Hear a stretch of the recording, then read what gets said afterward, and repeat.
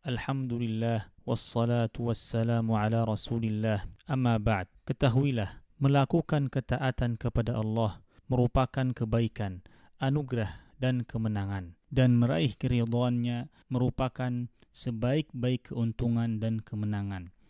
Sesungguhnya surga senantiasa dikelilingi oleh hal-hal yang dibenci dan neraka senantiasa dikelilingi oleh hal-hal yang disukai. Allah berfirman, hanya pada hari kiamat sajalah diberikan dengan sempurna balasanmu. Siapa yang dijauhkan dari neraka dan dimasukkan ke dalam surga, sungguh dia memperoleh kemenangan. Bulan Ramadan merupakan bulan ibadah dan taubat, yaitu bulan untuk bertaqarrub dan kembali kepada Allah. Ia merupakan bulan taubat, insaf, keikhlasan, kekhusyuan, sujud dan ruku'. Ia juga merupakan bulan puasa dan qiyamul lail, sekaligus bulan kebaikan, kebajikan dan tilawah Al-Quran. Sesungguhnya bulan Ramadan telah menyampaikan salam perpisahan karena tidak tersisa kecuali hanya sedikit darinya. Ia telah berdiri di ujung tanduk dan hampir bertolak. Seandainya saja kita tahu amalan apa yang diterima Allah sehingga kita merayakannya, dan apa saja yang ditolak sehingga kita berduka cita. Raihlah kemenangan dan berpaculah wahai hamba-hamba Allah, kejarlah yang tersisa darinya. Bersegeralah untuk bertaubat dan memohon ampunan. Berlombalah menuju ampunan dan surga Tuhanmu yang seluas langit dan bumi yang telah disiapkan untuk orang yang bertakwa. Sesungguhnya amalan tergantung pada penutupnya. Berjuanglah karena tidak tersisa darinya kecuali beberapa hari dan waktu. Rasa letih dan lelah akan menghilang sehingga menyisakan pahala dengan izin Allah.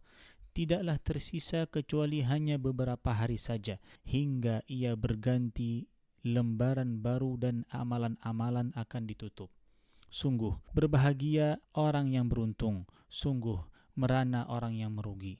Sungguh celaka orang yang menyia-nyiakannya, sungguh merugi orang yang gagal, sungguh malapetaka bagi orang yang lalai.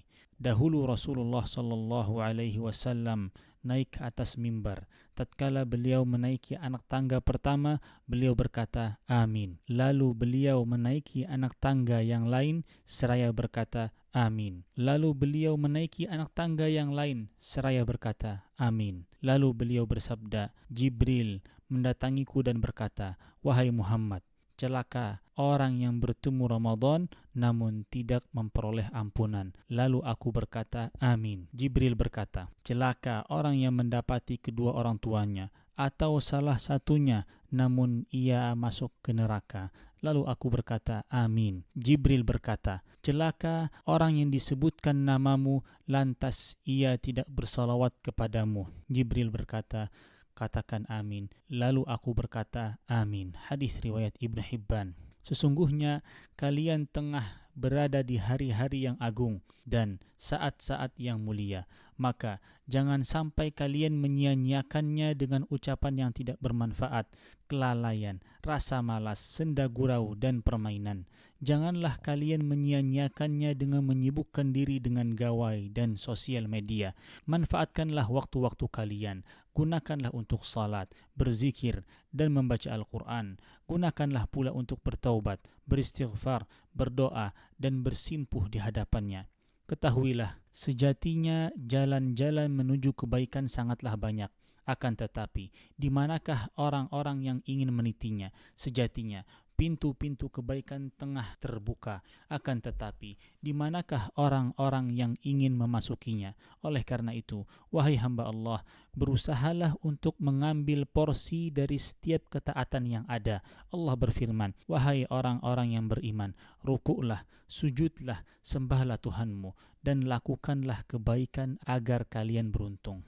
Wahai golongan yang berpuasa, sesungguhnya ibadah memiliki pengaruh terhadap keimanan.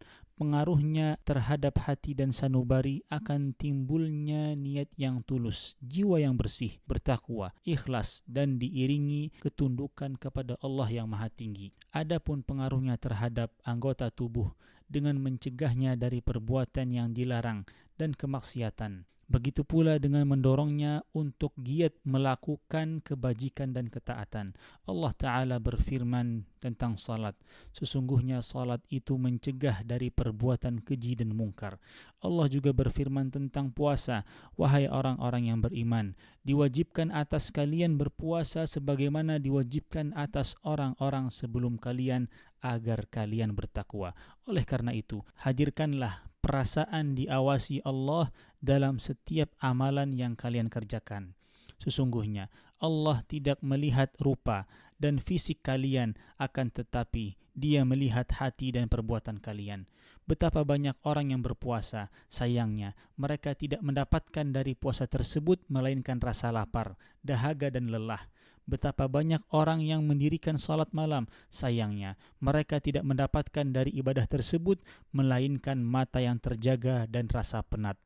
Sesungguhnya, di antara tanda-tanda diterimanya amal adalah terjadinya perubahan kondisi menjadi lebih baik, istiqamah dalam melakukan amal soleh dan bertaubat kepada Allah Azza wa Jal. Oleh karena itu, tampakkanlah kebaikan pada diri kalian kepada Allah, serta berikanlah pinjaman kepada Allah, pinjaman yang baik. Allah berfirman, kebaikan apa saja yang kalian perbuat untuk diri kalian, niscaya kalian memperoleh balasannya di sisi Allah sebagai balasan yang paling baik dan yang paling besar pahalanya. Mohonlah ampun kepada Allah, sesungguhnya Allah Maha Pengampun lagi Maha Penyayang. Pada 10 malam terakhir di bulan Ramadan, terdapat suatu malam yang lebih baik dari 1000 bulan yang di dalamnya diturunkan rahmat Allah, dikabulkan segala doa, dihapuskan segala dosa, diampuni segala ketergelinciran. Barang siapa menghidupkan malam itu dengan ibadah semata-mata karena keimanan dan mengharap pahala dari Allah, niscaya dosa-dosanya yang telah lalu akan diampuni oleh Allah. Ibadah pada malam itu lebih baik dari ibadah selama 1000 bulan. Pada malam Lailatul Qadar itulah seluruh takdir ditetapkan, dan pada malam itu pula dijelaskan segala urusan yang penuh hikmah. Oleh karena itu, bersemangatlah dalam beribadah pada malam itu. Bersungguh-sungguhlah dalam mencari malam Lailatul Qadar dan berdoalah kepada Allah di malam itu dengan kerendahan hati. Siapa saja yang menjumpai malam Lailatul Qadar, niscaya dia tidak akan pernah kecewa karena Allah adalah pemilik karunia yang agung. Malam Lailatul Qadar dapat dicari di seluruh hari pada 10 malam terakhir, terutama pada malam-malam yang ganjil. Sesungguhnya yang tersisa dari malam-malam itu hanyalah sedikit. Ketahuilah bahwa di hadapan kalian ada suatu malam yang kemungkinan besar yang merupakan malam Lailatul Qadar. Malam itu adalah malam ke-27. Dalam sebuah riwayat, Ubay bin Ka'ab radhiyallahu anhu pernah bercerita tentang malam Lailatul Qadar seraya berkata, demi Allah yang tidak ada Tuhan yang berhak disembah dengan benar kecuali Ia, sungguh malam Lailatul Qadar itu ada di bulan Ramadan. Demi Allah, aku benar-benar mengetahui kapan malam itu, yaitu suatu malam yang mana Rasulullah sallallahu alaihi wasallam memerintahkan kita untuk beribadah di dalamnya, yaitu malam ke-27. Adapun tanda-tandanya adalah matahari terbit pada pagi harinya dengan cahaya putih namun tidak menyilaukan. Hadis riwayat Muslim. Dalam riwayat yang lain, Ibnu Umar radhiyallahu anhuma meriwayatkan bahwa Rasulullah sallallahu alaihi wasallam bersabda, barang siapa mencari malam Lailatul Qadar, maka carilah ia di malam ke-27. Dalam riwayat yang lain beliau juga bersabda, carilah ia pada malam ke-27. Maksudnya adalah malam Lailatul Qadar. Bersemangatlah dalam beribadah pada malam-malam itu. Bersungguh-sungguhlah dalam mencari malam Lailatul Qadar dan berdoalah kepada Allah dengan kerendahan hati pada malam tersebut. Sesungguhnya Allah telah mensyariatkan kewajiban zakat fitri di penghujung bulan yang mulia ini. Oleh karena itu, merupakan kewajiban bagi setiap muslim apabila dia memiliki kelebihan makanan yang dapat mencukupi kebutuhan dirinya dan keluarganya pada hari raya Idul Fitri dan malamnya, maka dia wajib menunaikan zakat fitri, baik dia adalah seorang laki-laki, perempuan, dewasa, anak-anak, orang kaya maupun orang fakir. zakat fitri wajib dikeluarkan oleh setiap muslim untuk dirinya sendiri dan untuk orang-orang yang berada di bawah tanggungan nafkahnya. Orang-orang yang berhak menerima zakat fitri merupakan orang-orang yang juga berhak menerima zakat mal atau zakat harta. Takaran zakat fitri adalah 1 sa' jelai atau kurma atau gandum atau jamid, yaitu yogurt kering yang terbuat dari susu domba atau kambing, atau komoditas pangan apa saja yang dapat dikonsumsi oleh penduduk suatu negeri seperti beras dan gandum.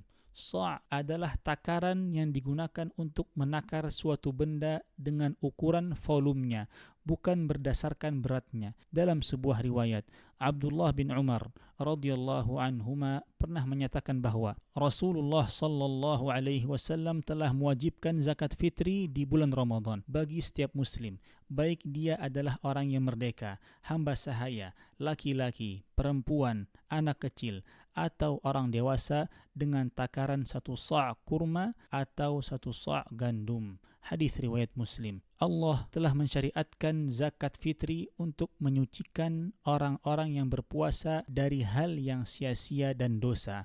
Ia sejatinya merupakan pembersih bagi anggota badan dan makanan bagi orang-orang yang miskin, serta penghibur bagi orang-orang yang fakir pada hari raya Idul Fitri. Waktu yang diwajibkan untuk menyalurkan zakat fitri adalah saat matahari terbenam pada hari terakhir bulan Ramadan. Sedangkan waktu yang disunahkan untuk menyalurkannya adalah sebelum pelaksanaan salat Idul Fitri.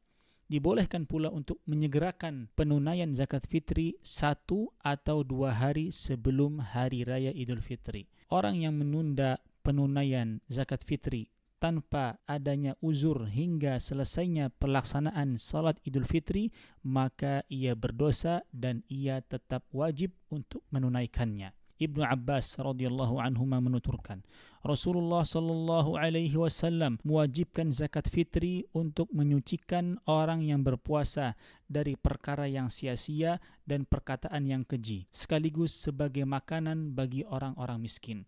Barang siapa menunaikannya sebelum salat Idul Fitri, maka ia merupakan zakat yang diterima, dan barang siapa yang menunaikannya setelah salat Idul Fitri, maka ia dianggap sebagai sedekah. Hadis riwayat Abu Dawud. Semoga Allah memberikan taufik kepada kita semua untuk mengerjakan apa yang Ia cintai dan ridhoi.